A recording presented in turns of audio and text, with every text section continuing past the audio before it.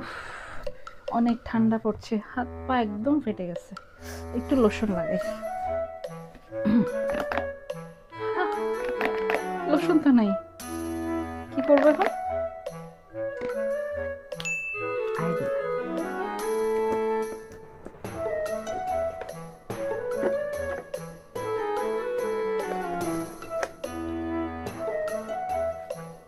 Wow, কতগুলো lotion! এতগুলো লোশনকে অপচয় করা যায়? আপনারাই বলেন। দেখেন তো কতগুলো লোশন এখানে আছে।